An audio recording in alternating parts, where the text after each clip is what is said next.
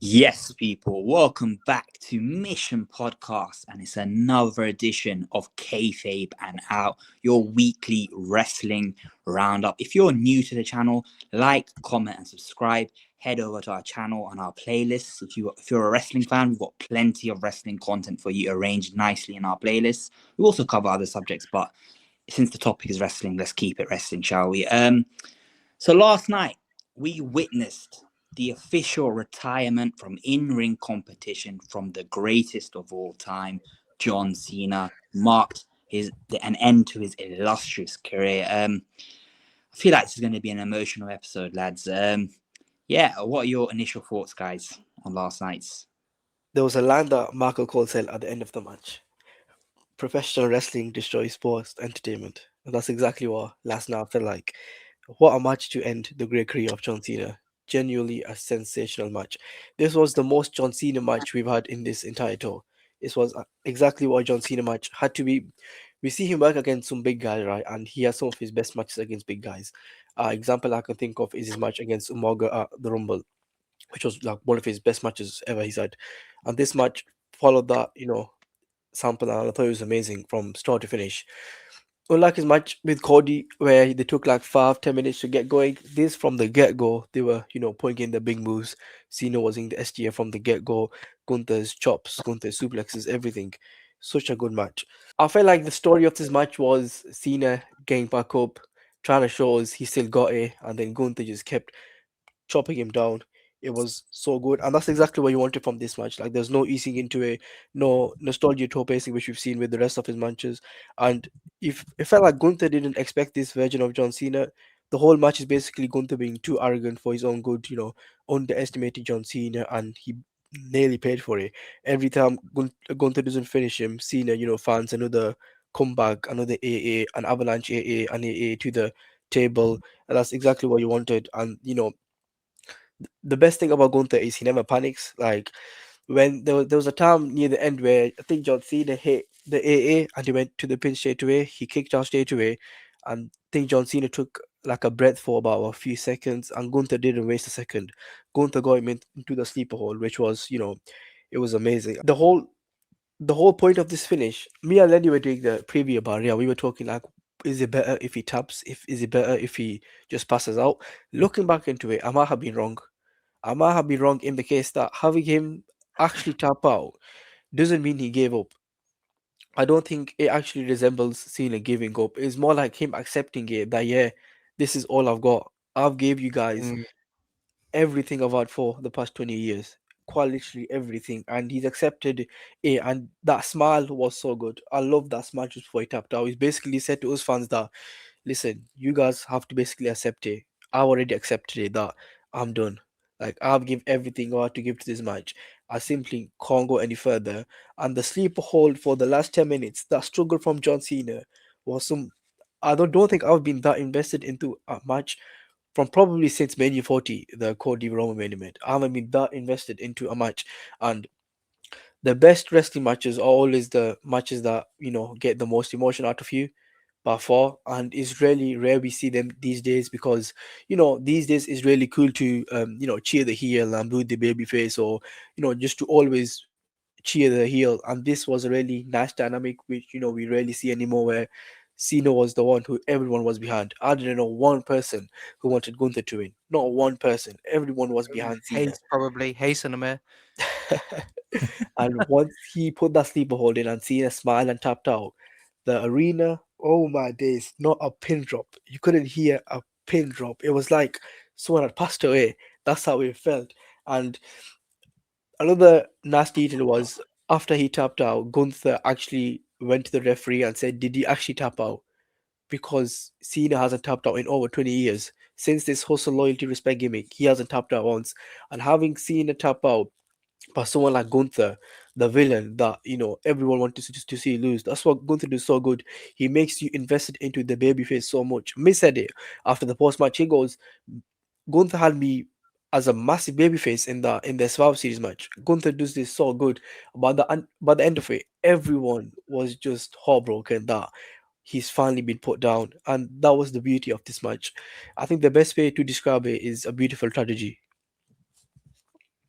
Yeah, I couldn't agree with you more, to be honest. I think what John Cena embodies, as you say, that hustle, loyalty, respect, but the three words "never give up." I think it was never about kind of like refusing the reality of a situation. It was about realizing that no matter where I am or where I come from, I'm never gonna give up. And when Cena tapped out, he wasn't just giving up because he never had enough in him. He probably did have a lot more in him to keep going. But I think seeing him pass out would have been a lot less more impactful than him tapping out. It was Cena realizing that Gunther is just so much better than he is. And that, that tells you so much about how highly rated Gunther is, number one, but number two, how I think I've got one massive regret. I really think Gunther and Cena could have put on some absolute classics over the years. I feel like those two could have been genuine wrestling soulmates. One being the absolute villain, the other being the top level hero. But Cena is just, man. I think like everyone else, I was just shocked when he tapped out. When he had that little smile on his face, I was thinking he's not gonna do it, is he?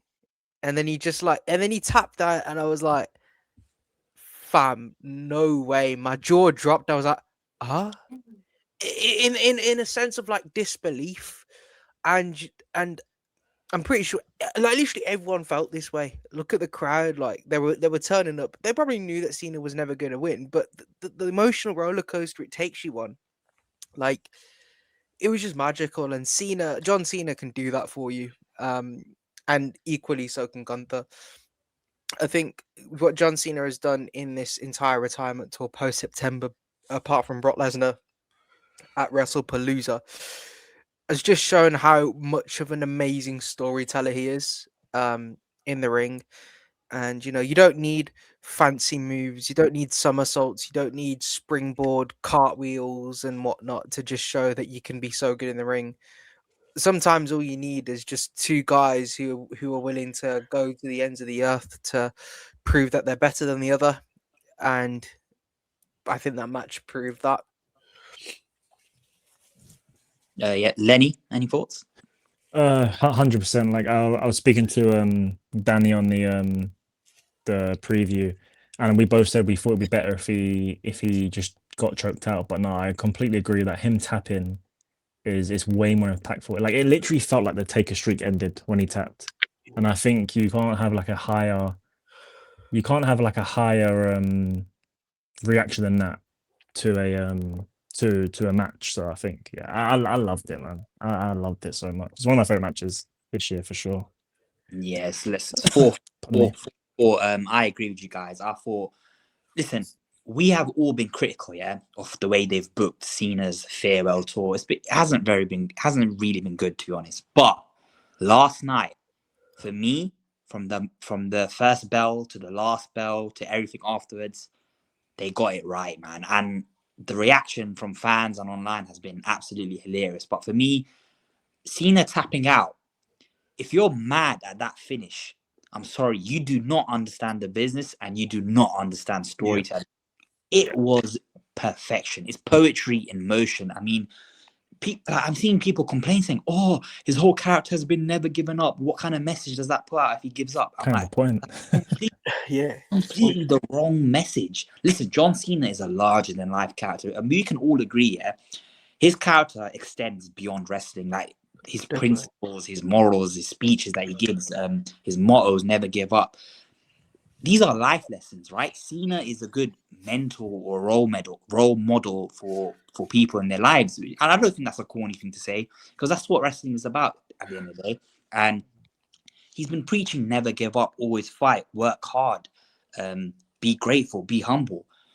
And this is the final lesson that John Cena gives to us was absolutely beautiful. Sometimes the real fight is choosing not to fight at all. And it's not giving up. It's him accepting his circumstance, making peace with his situation. The man that never gives up learns to finally give up when it's time. It's time. And that's something we can carry on in our lives in all aspects of life as well. We're not always going to be able to fight and win. Sometimes it's okay to lose, you know, and call it a day. I thought it was beautiful. I thought John Cena's facial expressions were amazing as well. And this 100% came from him. I'm sorry. I know people are attacking Triple H, but there's no way, they would force John Cena into a finish that he didn't want. Do you know what I mean? They love the guy, they respect the guy. Cena himself, he's all about giving back to the business, right? He's a traditionalist, right? He wants to go out on his back, and what he did last night was the perfect way to give back to business, because he's just created an absolute mega heel in Gunther. That guy, wow, he had genuine, like, bro, he had to get security when he was leaving the arena. That's what wrestling's all about, man. Someone's grandma had a heart attack because they wanted Cena to win. Do you know how crazy that is? In the That's arena. nuts, man. I don't know if you guys seen that picture of the ambulance. You know what it is? I have It's seen nuts. it. Yeah, I have seen it. That is so nuts.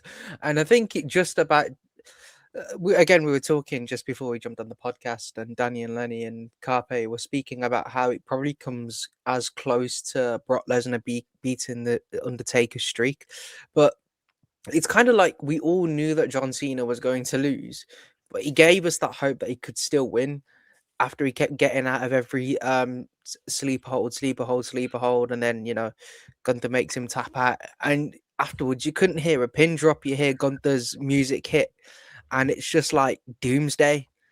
In a similar way to when Brock Lesnar beat the Undertaker, like, you know, you couldn't hear a pin drop. There was so much shock around the arena, and I think what I really liked, I know the fans were not happy about it and everything, and they booed Triple H more so for the result, which but by the way, found quite funny.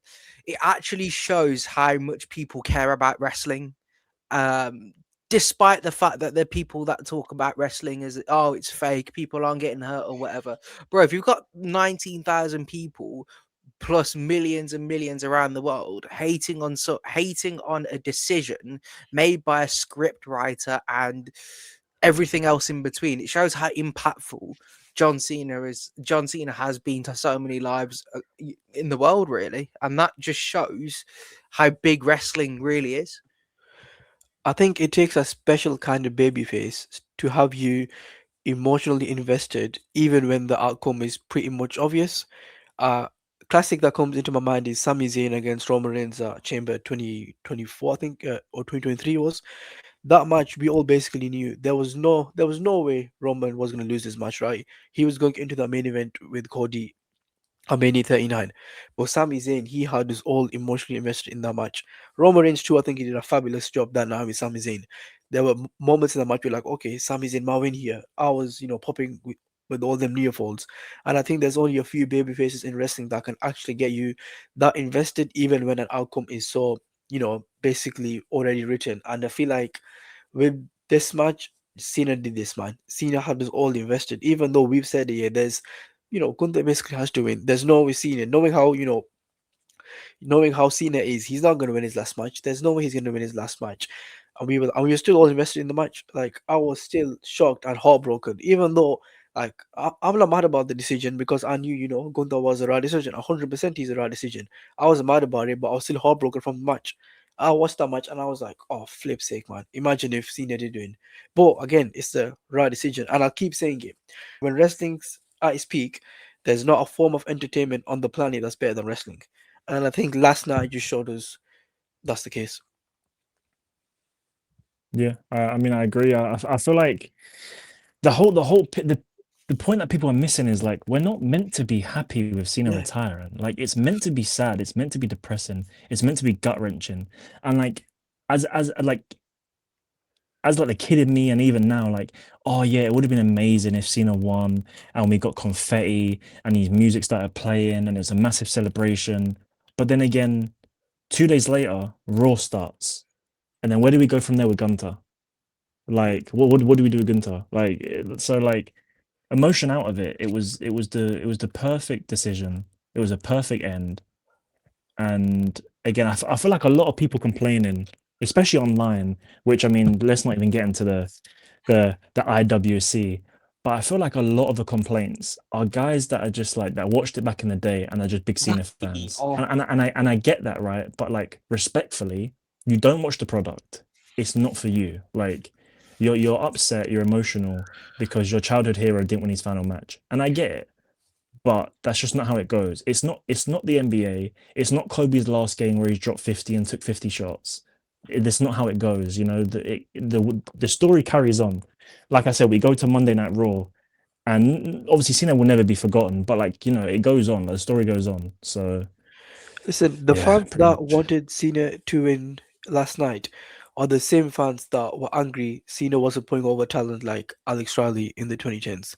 They Yeah, all of a sudden are so angry that, you know, Cena actually lost to one of the best wrestlers in the world, period, Gunther, and it was absolutely the right decision. And listen, I'm not gonna get mad or I'm not gonna complain about anyone else getting mad.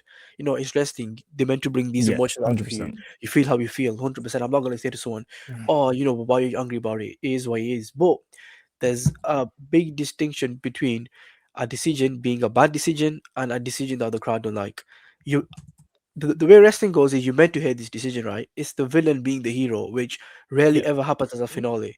The villain actually won here. You're not meant to feel happy about it. You're meant to feel sad about it. But it literally. is 100% the right decision.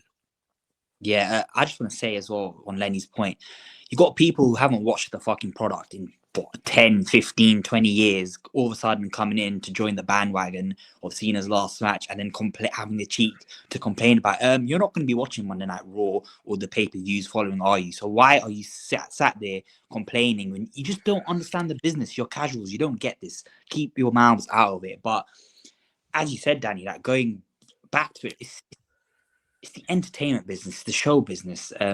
Cena, do you think Cena's there, like sitting there, being like, "Oh man, I'm so disappointed with how my retirement tour went"? No, he's probably like, I mean, I just don't know about that. he's satisfied. He's at peace. Yeah. You know what I mean? Wrestling fans are the worst thing about wrestling, and they hold it back. They're just self-entitled marks. Like, who are you? Who are you to say Cena's thing has been bad? Who are you to say, "Oh, that was a bad finish. It's ruined Cena's legacy"? What? Like, oh, just get out of it, man. People that are complaining about the finish, saying Cena would never do that, they just don't understand stories. They don't understand business. You know, at the end of the day, WWE is in the business of telling stories. But yeah, should we talk about post-match stuff? What do you guys think of that? Very performative, to be honest. I didn't really like how Triple H wanted to stand on the side of the ring, and that I found that really jarring. It was a nice touch of Cody and Punk to get in the ring, but I also didn't like the fact that he had to parade himself around with the two world titles. I wish they kind of gave him his own spinner belt or something. I didn't particularly like that. Um, and then the video package when he was watching it and Triple H was like, "Hey, by the way, I made this for you. Have a look at the Titantron that I put on there." You know what I mean? You know when he grabbed him, he put him by his shoulder. I was like, "Yeah, look up there, bruv." And then Cena didn't react once except when Vinnie Mac came on board, and I was like, yeah, long day, bro." Because you I know was what? like, Cena, "That's it." Cena is the most robotic guy. You're not getting any emotion out of that guy. It's like trying to get water out of a stone. But yeah, as you said, has a Triple H. He just always wants to be center of attention, and I am so happy. Even though he got booed for the wrong thing, ironically, his best I'm just happy decision he got booed. got booed for. I am so happy his ass got booed. You can tell his ego is hurting, bro. He was burning inside. I know you're smiling, laughing, but inside, you know this guy's an egomaniac. That hurt. That really hurt. But I'm No, glad. of course, he's an egomaniac, Carpe. This is the guy who runs the WWE, and all of these fans' opinions. Triple H has to ride off that. If people are smiling and are getting engaged and they're having a good time, then Triple H is a happy man. But if people are booing everything that he's doing, it's like, well, guys, I'm making this for you. Obviously, I'm going to be pissed off, and I know Triple H got booed probably for the wrong reasons yesterday, but all the same, I think it's nice that there is opinion. No one really has to be right or wrong. Obviously, it's stupid. I think it's stupid if you believe that Cena should have won that match and or he shouldn't have tapped out or anything like that. But I think it's great that the fans are kind of showing this tribalism almost against a decision that they don't like. I think what that also does, it gives Gunther like this platform that I don't think any other superstar could have actually benefited from. Um, obviously I'll delve a little bit deeper into, you know, the other competitors within the Last Time Slide tournament later, but I do think that him being booed could potentially push the WWE into the right direction. I really hope so. But A wake up call, innit? A kick up the ass. yeah, I think it would be. If it's a kick, it has to be a kick up the ass. The only way I don't see that it is if he just is just like, you know what, you guys are just ungrateful. I'm just going to book whatever the hell I want. You know, this is the only time I'm going to come out here now. That's probably the only kind of direction they can go into. But look, I think one of my biggest grievances with this whole retirement run is that Cena could have had more dates, didn't go in. And I don't know if that was down to the booking or anything like that. But if John Cena's happy, then man, I'm happy as well.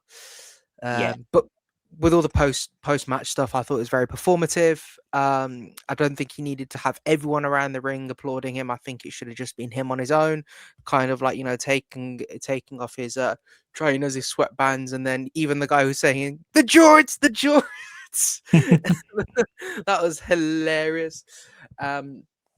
And whether he wanted to speak out to everyone or not, he could have done that.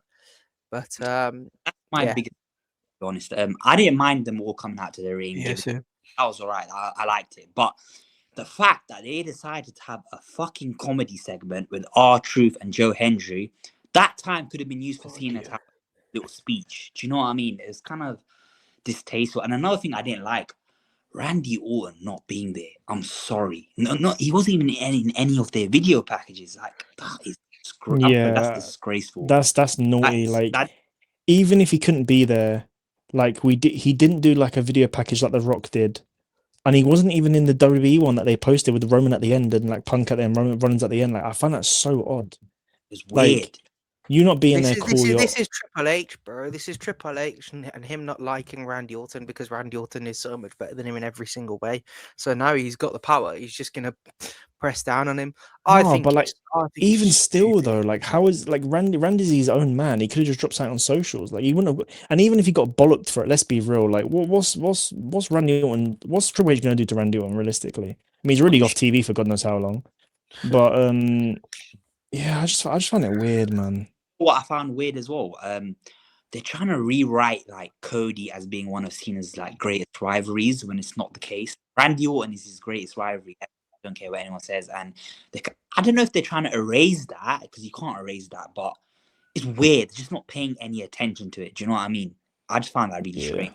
Yeah, I think it's kind of like you look at the post match with you look at Backlash, for example. It was in St. Louis, Missouri, and that was used as a setup for a match with R-Truth. Like, that, there is no way that should have ever been the case. Like, you know, we could have obviously, it makes so much sense for Cena versus Randy to be at St. Louis, Missouri, and for the and the match for what it was pretty decent. But that match being used as a throwaway for an R-Truth match, ugh. I'm sorry, Ron Killings. I do like you, but you're not in the same echelons as them two. But fucking disgraceful. I want to say now, obviously with the decision, you have fans are mad at Triple H, fans are mad at Gunther. This is the best thing about WWE. You can be put in a bad situation where fans are pissed at you, but you can always make magic out of it with how you choose to book it going forward. Gunther, this guy is the most hated guy in wrestling right now. You have to capitalize this. You cannot fumble this. You have to turn Gunther into an absolute prick, an absolute machine. So yeah, let's talk about where we think Gunther should go from here. See, Carpe, the only issue I have with that is look at how many times people have been hated within the WWE, like really hated, like stupid heat. The New Day, when they turned on Big E. Nowhere near this. I'm sorry, Hazza, nowhere near No. You need to let me land on this. Let me land on this. So the New Day turned on Big E, and people did not let them get a single word in. And unfortunately, they haven't capitalized. And the New Day are pretty much like this cult now, where they're basically like pleading to God and saying, "Oh, God needs us to save the tag team division, and they brought in Grayson Waller into it as well. And it's just like, what are you doing? And they didn't. I don't think they really capitalized on Brock Lesnar either. After he beat the Undertaker, he beat the streak, and then Roman Reigns never capitalized on him after he beat the Undertaker at WrestleMania, and when Reigns was running the gimmick of "This is my yard now." WWE don't really have this amazing track record of actually capitalizing on these kinds of hellacious heel situations. This is where my kind of like main anxieties come into it, because the way that they should book Gunther, as you've said, Carpe, where should we go with Gunther on this? I think Gunther should just go on an absolute killing run. He should not lose for the next year minimum. He should win at the Rumble, and he should main event WrestleMania, and he should be beating Cody Rhodes for the Undisputed Championship. He should not lose. He should retire AJ Styles at SummerSlam in a title versus career match. Again, a main event match. And, he shouldn't be beaten at all. He has to be viewed as kind of like, well, The final boss. he really is the. I didn't want to use that phrase because that's obviously what the Rock is used for, but he really has to be the final boss. He has no lackeys. He has to be shown as the best professional wrestler of all time. He's got to be kind of like our generation's Bruno Sammartino. I'm not going to say Roman Reigns, because I think Roman Reigns, it's still way too fresh, but you've got to look at it in that aspect. And if you can book Gunther in that way, this now is the time for Gunther. He should be like dominating. He should be cutting promos saying, well, I beat John Cena, you're nothing, sort of thing. And I want him to have a match with Jey Uso and absolutely kill him, because this is a new Gunther. This is not like, the Gunther that lost to Sami Zayn or Jey Uso at WrestleMania. This is kind of like a reformed Gunther. This is like someone who's elevated themselves, and beating John Cena has given him that confidence that no one can touch him. Yeah. What I want to say about Gunther, I think his whole sort of gimmick is he's a purist, right? And usually fans love the technician; they're baby faces. But with Gunther, he's like this self-important wrestling purist who just believes he's far superior to anyone. Like, he looks down on others, and I love that about him. And him tapping out Cena, that works wonders for his career, because he can always run that gimmick. I'm the man that tapped out the guy who never taps out. Do you know what I mean? And it should be a running gimmick now. I mean, let's go back to Mania 41. I know everyone here was pissed when they had Jey Uso tap out Gunther, but this is when I say WWE can always make the best of a bad situation. Play that into Gunther's whole aura. Like, say, since I tapped out, I made a promise to myself that I will never tap out again, and I'm going to tap out every single person that comes in my path. I'm going to destroy them. I don't want to pin them 1, 2, 3. I want them to tap. I want to drain the soul out of them. Do you know what I mean? And you just have him do it. Okay, he retired Cena. Have him win the Rumble. Have him have a program with Cody. And Cody Rhodes' whole shtick can be, I'm going to avenge my hero, my role model, John Cena. I'm going to. I like that. And then Gunther's like, I tapped out your idol, and I'm going to tap you out. I tapped out the past of WWE and John Cena, and now I'm going to tap out the present in WWE of Cody Rhodes. And then afterwards, let's say Cody, like around SummerSlam time, you can have, I don't know, maybe a younger talent come up, and he's going to be, I'm going to tap out the future of WWE. You know what I mean? Something like that. Yeah, I'm just going back to the New Day point. After the initial turn, after say 2-3 weeks, they went just back to doing their backstage segments, which again comes down to booking, not properly utilizing them. I know they did get that Mania match, which I mean, that wouldn't look out of place on Raw. That was such a bad match with the War Raiders. So I think booking has to be better with Gunther. I think this year's he's had a mixed bag because he retired Goldberg. He had that great match with Punk, and then since then he's been having bangers after bangers, Javon, Melo, LA Knight, Solo, and now retiring John Cena. So like you guys said, you take advantage of that. I say he comes out tomorrow and he declares himself for the Rumble. I don't know what program you could give him until the Rumble, because I mean the Rumble is still a while away, 5 weeks away. So I don't know, if you have a baby face come out, and I would say ideally Randy, but he's already faced Randy, and I don't think they're gonna go down that path I again. mean, you want to run, you kind of want to run the hero gimmick. I mean, for the meantime, nah. I was gonna say R-Truth, but like, there's no Nah, point, yeah. because it's look at it's such a level down. I think him and AJ Styles could just look at each other backstage.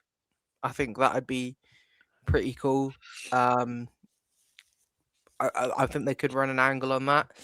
I don't think there's really anyone else, to be honest. It's kind of like Yeah, a top level baby face that you could. It's not great. I would love to see him have a match with Sheamus just for old time's sake, but even then, it just feels everything feels like a step down, except if he was to face Cody Rhodes, listen, if the he was to one face match, Roman Reigns, if he was to face CM Punk. Like yeah, you're looking at you lot, he is in that upper echelon. So unless someone goes after Gunther and says, you know what, F you, sort of thing, like, this was my hero and I'm gonna avenge him, and Gunther's like, shut the hell up, sort of thing. Like. listen, the one match they set up at Survivor Series, quite, it was like in your face. It was Roman with Cody, right? They're looking to run Roman with Cody. I don't know if they're actually gonna run it, but they've teased that for Mania 42.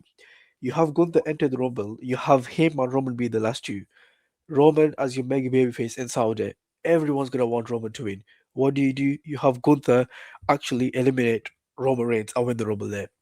You have him go to Mania and you have him beat Cody. You have him win that belt back. Again, another guy who the fans will be rooting for. They want to see him avenge Cena and take down the big boss. You have him beat Cody at Mania. Then, in my opinion, you do a program throughout the summer with probably someone like AJ Styles. That's a great food you do. You can have him, have 2 matches on pay-per-view with AJ Styles. And then you have him retire Brock Lesnar at SummerSlam for the Perfect. title. That's perfect. That's exactly what you have to do. You have him win the Rumble, be Cody, be Styles, be Brock. And he taps out as well. Yeah. 100%.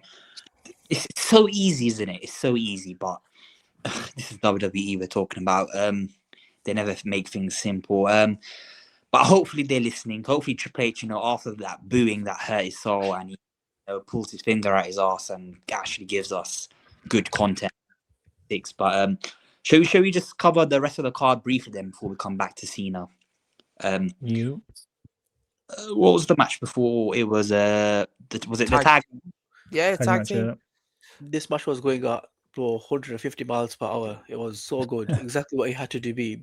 There was that unfortunate botch with AJ Styles, but I think Leon Slater recovered with that well, for actually going for the win, and then AJ Styles getting the win. I thought it was a fun match, exactly what he had to be. Showcased your NXT guys in Javon Evans and Leon Slater, who I think Shout out Bradford. from Bradford, That was- England is hilarious for in WWE. But yeah, I think it showcased them well, and I can see both Javon Evans and Leon Slater being big players on the main roster when they do eventually come up. Yeah, it was a great tag. But I mean, someone put the comparison. Leon Slater and Javon are the Black Hardy Boys. I thought that was perfect.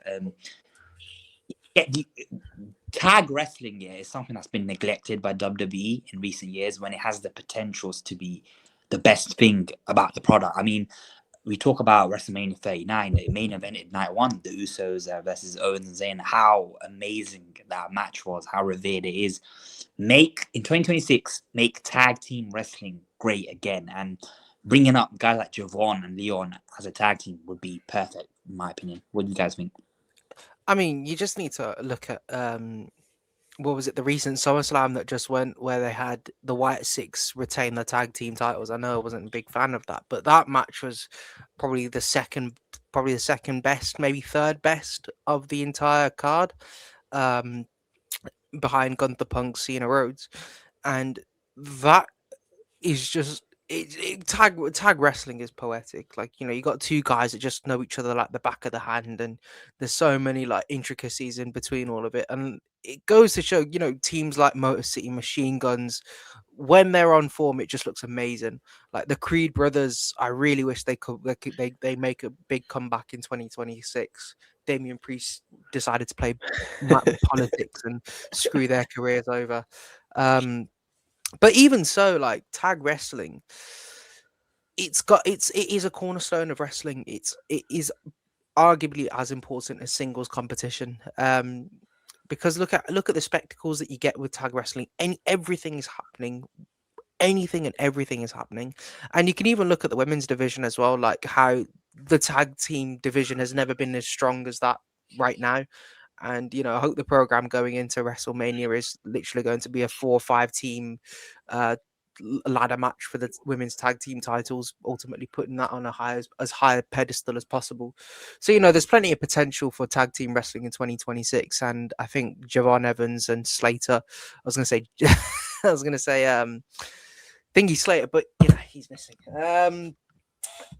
Slater and Evans, coming up to the main roster would be amazing. I think Javon could be, a single star in his own right. Anyway, He's an party in my opinion. Javon Evans. Yeah, I could see him winning the NXT title against Oba, probably stand and deliver. Yeah, I think so. Maybe let's move on then to Bailey and Sol Ruka. Oh my god, Sol Ruka can snatch my soul any day. you're taking Hedy's line there.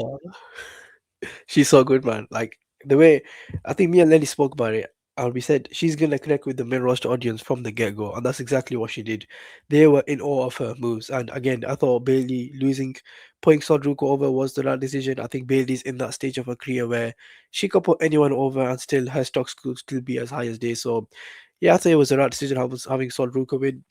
I do think she is one of the better women in NXT. Can see her, getting called up anytime soon. So yeah, I mean, the main roster will love her, and Bailey do not need to win here. So, I mean, I have no complaints about this match at all. I think one of the great things about this match, well, sorry, not one of the great things, one of the not so great things about this match, Soul, we need to change your theme song, man. What the hell is it? Oh god, Definitely, bro. just Definitely. some California surf shit, man. That's the problem with everyone. They need to get rid of that face. But I thought like everyone bangs on about Tiffany Stratton's athleticism, but that athleticism, I didn't really watch NXT like that. That was on another level. I was amazed. What was that move she done when like a back handstand thing over the? The cartwheel, like backflip over the rope. She's crazy, So man. good. That was I think it's down to her college background as well. I think she did a lot of athletic. She wanted to be a stunt double or something, and then decided to do wrestling instead. Like, what the hell? That's crazy. She went from a stunt woman to wrestling. Like, it makes sense now, to be honest, how flexible and how. Well, let me not talk about flexibility, but yeah, wow, I was amazed. Only thing is, can she go on the mic? I mean, she still has time in NXT. I think if you give her a few, years to develop, I think she could be like a main event star for the company, like like Becky Lynch's, Rhea Ripley's, or I can definitely see her reaching that level. I mean, I don't know how long she's actually been wrestling for. I'd like to say 2-3 years at most. So again, I think it's 3 years. her mask is all going to be 3 the best. But again, I mean, I've seen some promos, and they're not the worst. She can definitely improve on it. But just talking about her in the ring, she's amazing. Her finisher is going to get on with everyone. The Soul Snatcher. It's such a good looking finisher. I think when she hit it initially on Bailey, it looked a bit off because of the angle. But when you look at the replay, oh, it was perfect. Yeah, I was gonna say I thought it never connected. I remember putting it in group chat. I was like, "Oh God, has Bailey messed up the finisher here?" Because the camera angle was horrid. Like I was just thinking, crap, the Soul Snatcher, has something gone wrong here. And then you look at it from the other angle and you think, yeah, fair play. It's like when John Cena it's like when John Cena took the camera off Stu and then recorded Stu, and then we didn't actually get to see Stu in front of the Titantron. I'm just thinking, Kevin Dunn, is it the guy that runs the cameras? Yeah, you crook, man. That was Kevin Dunn sort of work, bro. Like, flipping heck. They were just in the behind Cena. I think they've done that. They just didn't want to show. I don't know why. It's a bit weird, isn't it? But yeah, Sol Ruka, man, fucking hell, yeah. She is one to watch for the future for sure. I mean, that's what the whole theme of this Saturday night main event was, kind of. I think they did it really well. I think before we obviously go into the Obafemi match, I think what this actually does is it elevated all of that talent by a million quite easily, because to be honest with you guys, I've never really sat there and watched too much of Slater. I've seen Javon on the main roster. I've seen highlights of Sol Ruka, but I've never actually sat there and watched a match with any of these guys and just thought, you know what? Yeah, they're all right, innit? Like, look, you bought a casual audience to watch probably some of the, not probably some of the best NXT talent, I would say, because they wouldn't have been promoted otherwise, to the main roster, and they never looked out of place.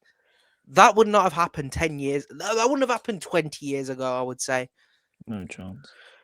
if I was HBK and they told me to pick four, guys to go on the card, a tag team, a women's and a men's, they are the four I would go for. I would go for not Levon, Leon and Javon as the tag team, Solruka as Yeah, the women's, and Obafemi as the men. It was a perfect agreed. talent you could pick from that pool, and they all delivered for me, man. Let's Yeah. move touch on Cody and Obafemi. Oh my god, yeah, this guy's a fucking star. Like when he comes up, Wow. he could easily slot right into the main event straight away. He's that good. The entrance, oh my days, wow. Mike Oh, skills, it's wow. incredible, man.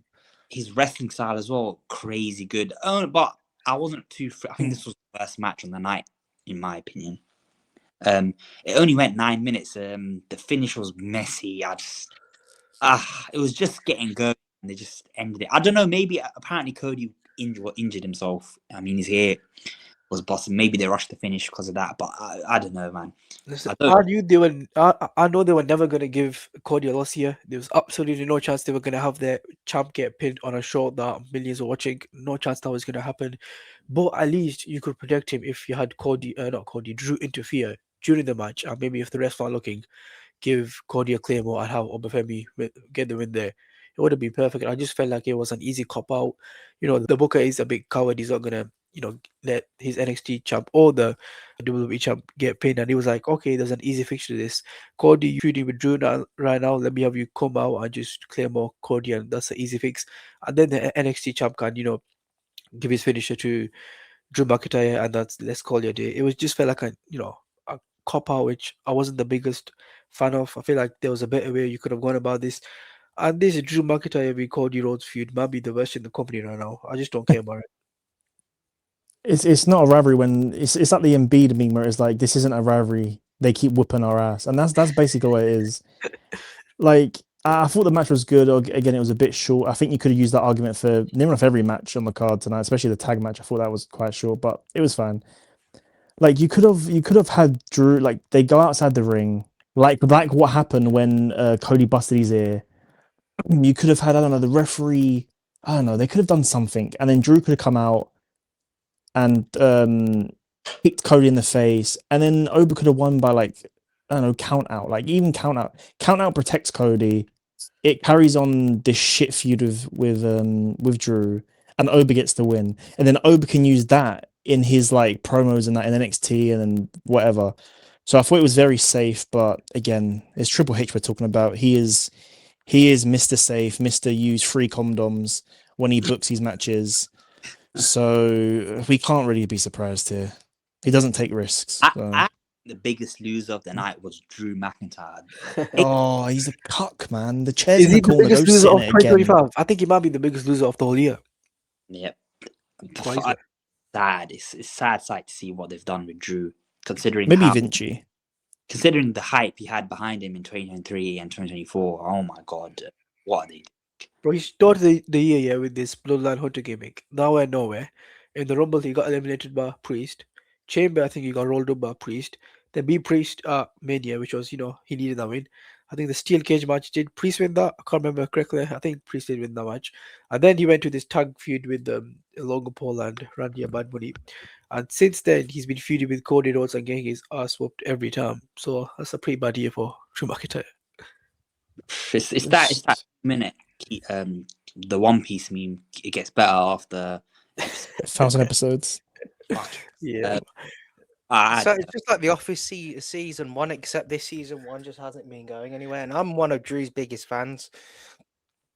I think he's just been so heavily underutilized.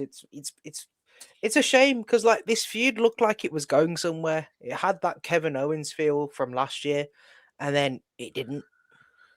Would there have been anything wrong with giving Drew like a 1 month reign? Nothing at all. No, nothing at all. But you have to remember this is a new dawn of WWE where you're never gonna have hot potato with the world titles, and it's very predictable when someone will lose a world title, particularly given the state of show business and corporate merchandise moving and whatnot nowadays. Like Yeah. changing titles never happens. I think the only time I've actually ever really completely been shocked is when The Miz cashed in on Drew McIntyre, and then he lost it straight away 2 weeks later to Bobby Lashley, which was quite funny. But I don't think I've really been shocked there and otherwise. Like, Yeah, doesn't. I'm just trying to justify it because they're having their fourth match and Cody's just lost every time. So I was like, maybe give Drew a reign there. It's not gonna do anything to damage Cody's stocks. I mean, I think the most shocked I've been this year in a title change is probably Gunther being Jay for the title in July or June, I think. That was quite shocking. I didn't expect Gunther to win that back there. The Yeah, J it's one only too got, when he yeah, won the you IC rarely get title any as well. hype. That was kind of shocking. So what'd Yeah. you say? I said when Jay won the title too, was it the IC No, title? that was so predictable. It From was Ron. like, You think so? Maybe I it was at the thought so. time. I don't know. Look how many matches he lost, and they cashed in the Rumble on him and stuff. If he Nah, lost again, we would have been he meant saying the what IC title against Braun last year. Yeah, I think that's what I meant. I'm pretty sure. Hazza, he didn't mean the world championship. He meant the IC championship. Oh against yeah, the Braun. IC title. Yeah, the Yeah, IC Probably, yeah, title. but Yeah. I mean more so world titles, like Oh yeah. that's what the mid card titles are meant to be for. Shock changes, like Maxine Dupree beating Becky Lynch was, that was magical. It was. Or Anyone on the Ilya same, beating Sami Zayn. I think Yeah. it was on the same night or the night before when Cena actually beat Dominic Mysterio. Like, I didn't expect that. No chance. I did not expect Cena to win the IC title. Yeah, but let's go back to John Cena then. I think we should dedicate quite a bit now to the legacy of Cena, what he means to us, our favorite memories, earliest memories. But yeah, if someone wants to start off with what John means to them. Fuck. I mean, I think to everyone, he's just a superhero. I think for wrestling fans, he's definitely the Superman of the WWE. Well, definitely for me, since I've been watching wrestling, he's been that guy who's, if you think of WWE, the absolute first person that comes to mind is John Cena. He embodiments everything about WWE. He's just like, a lovely person. I haven't had anyone say anything bad about him except David Otunga, who just, I think he hates Cena at this point. But yeah, man, everyone has lovely things to say about Cena, and in his interviews, I think he's quite boring to talk to, but he never said a bad word about anyone.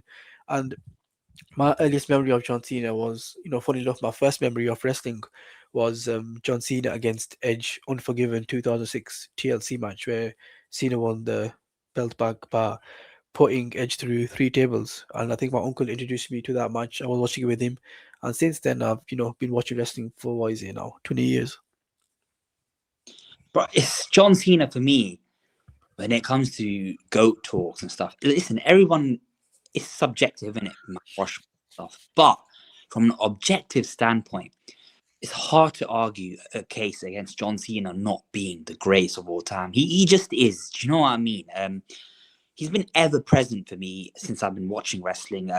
My earliest memories of him actually, I used to play SmackDown, Here Comes the Pain, and I used to always pick John Cena because I loved his word life, basic thugonomics entrance. I was in love with it. I remember I had the WWE magazine, and there was a Cena poster in it, and they had the chain that Cena used to do. They had like a fake plastic chain.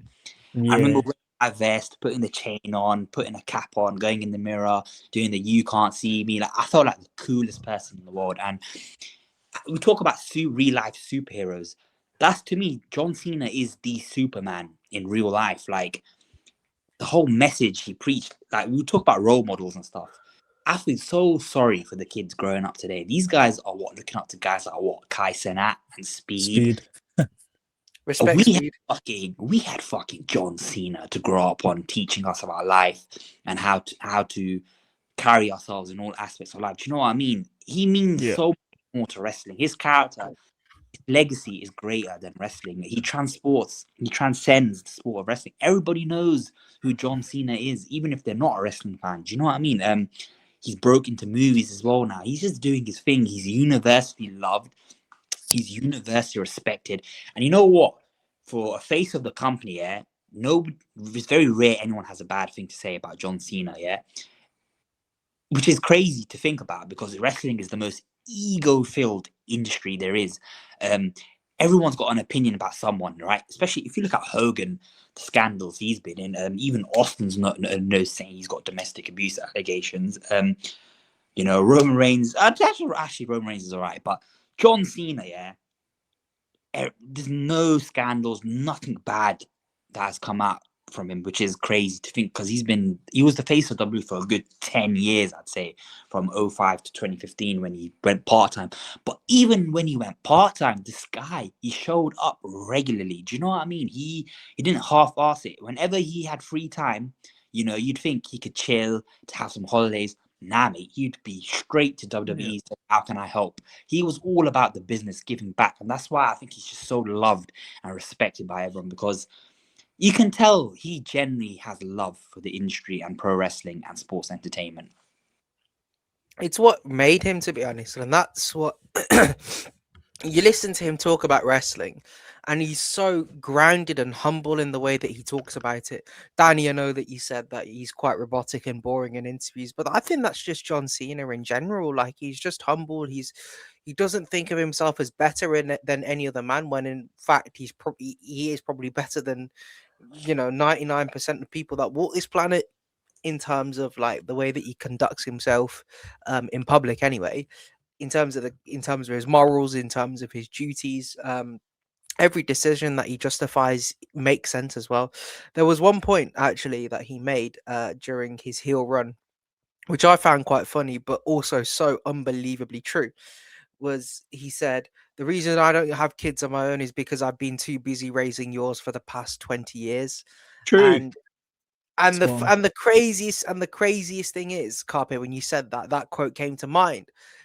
That's what he's been doing, you know, teaching us about how we should never give up, how we should always have respect for other people, but then also that we should stand up for ourselves, even in situations where we're up against it. Like when he was up against the Nexus, he never said, you know what, I'm just going to accept defeat, I'm gonna put myself on the line.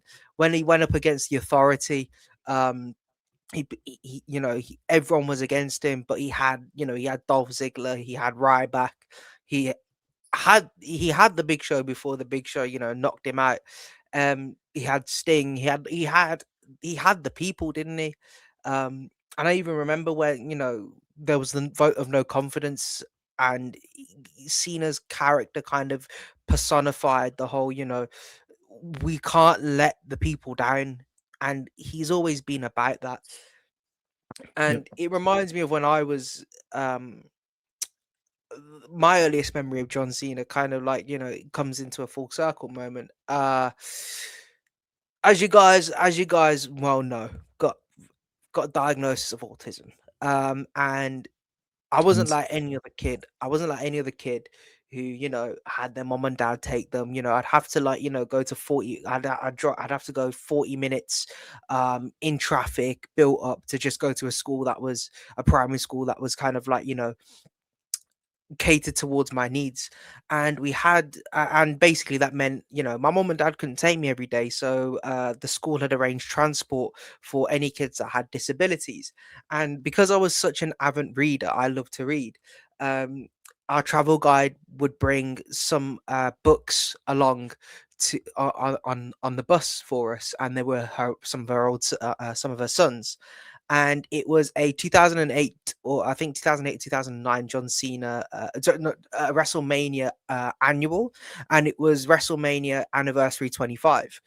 And it was when John Cena had managed to pick up Edge and the Big Show on his shoulders Show. and win the World Heavyweight title. And as soon as I read that, I thought, this is my hero. This is my hero for life. As soon as I read that for the first time, I went back home, stuck up on the internet. You're not as a little Asian Pakistani guy, you're not really meant to look at bare-chested men on the internet. And I'd be clearing out my browser history at the age of 9, and be, for all the right reasons. I'd be looking at John Cena on YouTube, and I'd just be like, him, Steven Gerrard, Fernando Torres, right? Those are my 3 heroes. 2 of them let me down. John Cena's never let me down, and he's quite easily safe to say that he's my biggest role model, because he's actually transcended he's actually changed my life so much in a way where, you know, you can have all the adversity going up against you. You know, he had the I Quit match with Randy Orton. You can have the authority, you can have the system going up against you. You can have even Father Time going up against you, but never give up. That lives with me and will always continue to live with me. Yeah, I mean, Beautifully summed up.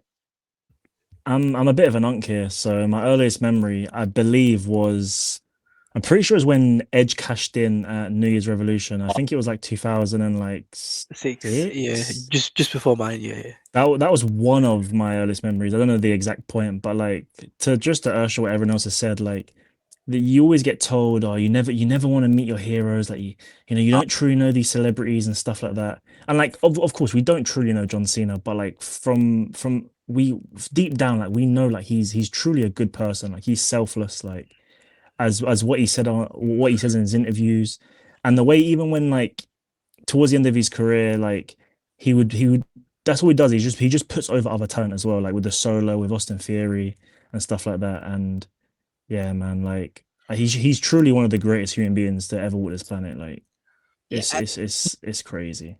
he's not a gimmick, is he? He's not playing a No. character. No, like he that is him. Like that is him. And I remember, I think it was in 2003 or 4, and they gave him, I mean, 2, I think it was, and they gave him John Cena as the name, and he was like, I'm gonna do everything I can to get this name over. Because let's be honest, John Cena isn't really a typical wrestling name, right? Like they want you to change your name normally, but Yeah. he was like, nah, I'm gonna make John Cena my name, and I'm gonna, turn it into one of the best wrestling characters ever. And I think he did that. And I think when it comes to John Cena as a person, I've heard so many stories of guys being like, I've been backstage with John Cena, I've been at events with John Cena, and he's always come up to me and be like, how's your day going? Enjoy the show, etc., etc. And quite literally, I could say every wrestler's probably had, advice by John Cena, which is just, just shows how amazing of a person he is, wrestler he is, and I think he's granted the most make-a wishes ever, which is just sensational. That for me, that's probably one of the best things about him. He's the record holder for Make-A-Wish. For a guy that's so busy, for about 20 years, he was the face of the company. He had to do so much media, so much traveling for the company. And he still found the time out of his day to make a kid's life like feel special. Do you know what I mean? It's just No complaints either. But he doesn't even have to do all of that, but he chooses to do it because he wants to do it. He still does it to this day, I believe, as well. John Cena is just that guy. He's always giving back to the business, always putting people over. In one of the most selfish and like egomaniac sports there is. It's funny. He just doesn't fit that bill. He always wants to give back, and he's just such a good role model. I think he recently went on a stream with Kai Cenat, and he said something that really like hit me. He said, I used to think my purpose was to be a professional wrestler. Then after wrestling, I got into acting. Then I thought, okay, I'm a storyteller. And then he says, but then I just realized I just want to be useful. And I in the grand scheme of things, I'm nothing. He says, I'm a speck of dust in sand. It's just such a inspiring thing to hear. Like, wow, such a humbling thing to hear. A guy like John Cena saying that. Do you know what I mean? It's just crazy. It's absurd. As you said, Lenny, he's just one of those guys. You just believe he is authentically himself. Yeah. You don't. If something, well, we never know in 10 years' time something could come out about him. But nah. He's also very aware. Like he's aware of like the privilege he's had, and because he says all the time, like he's had lottery ticket after lottery ticket after lottery ticket, and he's just basically, like you said, he says, did I earn? I don't know. I don't have the exact quote, but he says, did I earn the sunset? And he says every single day he tries to do. If he's not even busy, he tries to do something good or something useful to earn the sunset at the end of the day. And I think that just sums him up as a person. Just a beautiful quote, isn't it? I think he's one of the most, dare I say, well-spoken guys of all time in the history. You know, like in not just wrestling, in all entertainment, he's so well-spoken. He's just that guy, man. John Cena, I love the guy. And think about it as well. He's overcome so much adversity and criticism, even when he's wrestling. From the IWC, they say he sucks, he can't wrestle, he buries everyone. And now look, the tables are flipped. Everyone fucking adores the guy. Do you know? And it's like one of them when he left in like 2015, he went part-time. it's one of them ones you don't realize what you had until it's gone. And he even said it to I remember that promo he cut with Roman Reigns. He's like, "You should be ashamed. I do this better part time than you could ever do it full time." Oh wow, beautiful. That's so good. It's just so true, isn't it? John Cena. There's no one can talk to him. John Cena, 100% is the greatest of all time. He will be the record title holder. Nobody's gonna get to 18, especially in modern day wrestling. They don't do hot potato with the titles anymore. So Yeah. he will always have that. And for me, he has the best match catalog, one of the best match catalogs in WWE history. He's had insane chemistry with so many wrestlers. He's arguably the greatest of all time on the mic as well. So many amazing promo battles this guy's had. And yeah, he's arguably the greatest babyface of all time, and arguably the greatest representative of the company of all time. And look how He's many had- people he's put over as well. Like, Yeah. very underrated how many people he put over. I think he Yeah. pushed for Daniel Bryan very hard. He's put Roman Reigns over. Not that he really needed it, but you know, he's put Oh, yeah. Reigns over. He even let AJ Styles. AJ Styles, Brock Lesnar, like he said. I think it was after Brock beat the Undertaker. Cena was like, "No, we got to do something big here. I'll take the heat. I'll take the fall," sort of thing.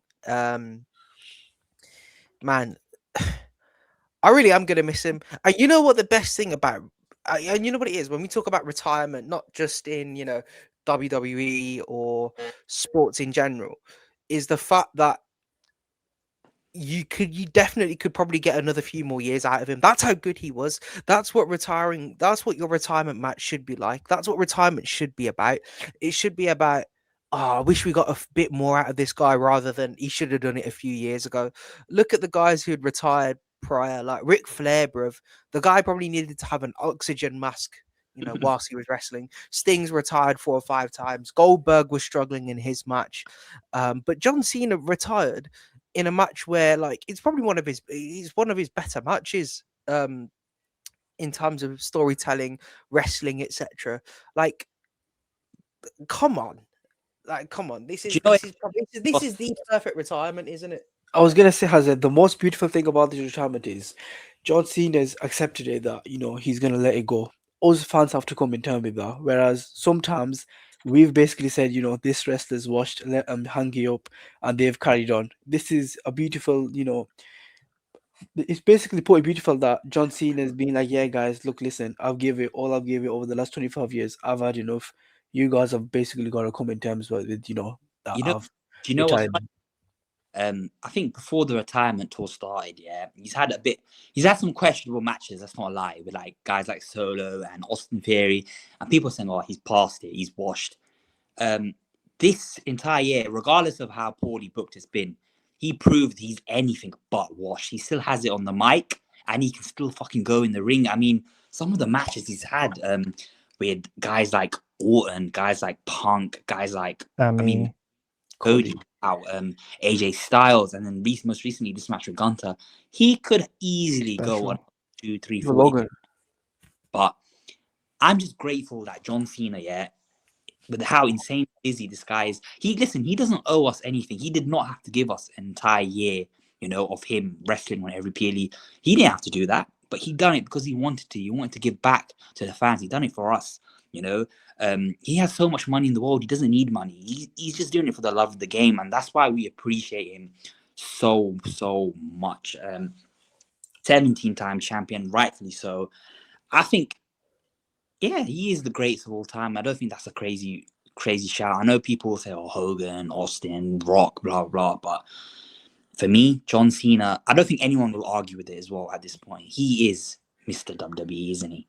Yep, and I think he said it himself that if he could do this forever, he would do it forever. He could wrestle forever if his body could endure that, and he knows now he can't give the best the company basically needs.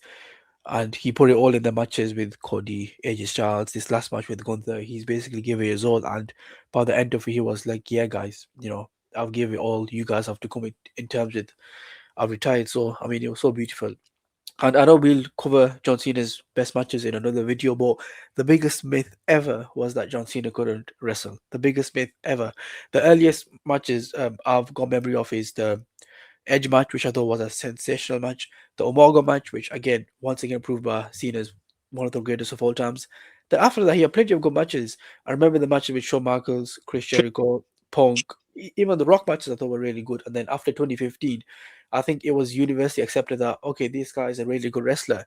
The US Open Challenge probably turned everyone's minds that okay, this guy is a really good wrestler. But before that, it was 50-50.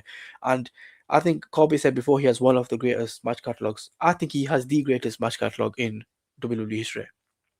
And Danny, in an era where anyone can go at any time, how often do we see wrestlers they either die or they have to retire due to injury? They don't get to go out on their own terms.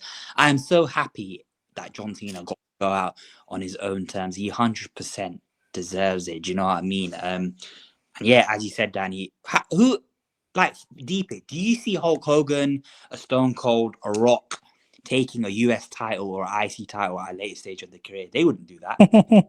No chance. John Cena, he done that, and he took the US title and he elevated it, and he elevated stars that he fought during his reign as well. Just a testament to the guy. I love him. Words can't describe just how much he means to us and wrestling fans and WWE in general. But yeah, you guys have any final thoughts? I think a part of our wrestling fandom just left yesterday. All of us because he was our literal Superman growing up. So I don't think wrestling will ever be the same without John Cena. But it's gonna be hard to come in terms with that. But I mean, he is what he is. He's the greatest of all time, and he did retire when he wanted to retire. Do you know what it is though, Danny? It's a bit cliche. You hear it all the time when a sports star or someone else retires. They say, "Oh, part of my childhood's died." But for me, last night, Yeah. it genuinely felt like that, and it was soul crushing. It was bittersweet, I was just sad, man. The video packages, WWE are the greatest at doing video packages. I'm not ashamed to say, as a grown man, I teared up watching some of them. So good. But yeah, John Cena, he's the greatest of all time. Hazza Lennie, any final thoughts? Cody Rhodes, you could never. No one could ever. I can't lie. He's one of the greatest human beings, greatest wrestlers you've ever seen, man. I'm blessed to be on the planet at the same time as him, man. There was that one picture of Cody Rhodes looking at John Cena's attire in the ring. I think they could tell a beautiful story with that, and John Cena having to overcome Gunther to take revenge of John Cena. I think I got the picture here. This one. Would love that, yeah. It was a great picture. I think this was. I don't know if there was a purpose or anything, but telling this story with Gunther Cody, I think it could be serious money. For sure. In terms of my final thoughts, I think I've said what I wanted to say on John Cena, but I don't think this retirement would have hit as hard in his final match if it were any other superstar in the company. Yeah. Not any single one. LA, I think genuinely, sorry, I know we're probably coming up to the end of the show, and we probably need to move on, but I want to get this off my chest. Like, I don't think there's not one single superstar I think in world wrestling that could have been John Cena's final match and have had that sort of impact of Cena tapping out than Gunther. I don't think there's one single superstar out there. And it's a very controversial opinion. You could have had Randy Orton. You could have had Edge somehow, if the AEW people allowed it for him to come across. But and people were saying, "Oh, LA Knight's always been let down." LA Knight would never have been able to recover from this. Carmelo Hayes versus John Cena. If that was in Boston, that probably should have been the match if they're in Boston. Gunther, it had to be Gunther, because there's no way this retirement would have hit differently otherwise. You hear Symphony number 5 hit, and then Gunther being like, "I actually did it. What the hell?" Yeah, I think that was the perfect end to John Cena's career. The middle part's not great, but yeah. Listen, end of the day, who cares, man? I'm happy for the guy. Do you know what I mean? No, absolutely, and I think that ending was about as perfect as you're gonna get, and that pretty much made the retirement match. That elevated the retirement match for me. Cena tapping out, going out on his terms, by the way, not anyone else's terms. Not him saying, not him getting pinned or anything like that. It was him saying, "You know what? I'm done. And that's good enough for me. I can sleep happy knowing that. Yeah, 100%.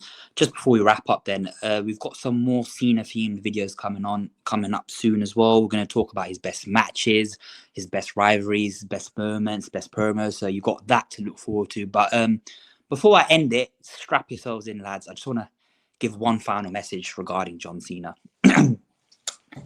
John Cena isn't just retiring from wrestling. He is a piece of our childhood walking away.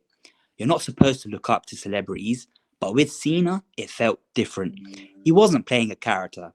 He was the good guy, the quintessential good guy, Mr. WWE, the standard, the ultimate professional.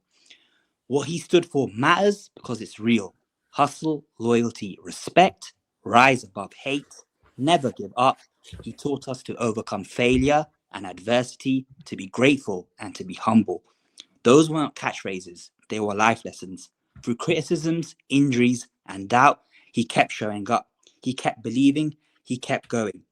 That's why Cena isn't one of just the greats. He is the greatest to ever do it, not for what he achieved, but for what he stood for. And that legacy will never retire. So from Mission Podcast, thank you, John Cena.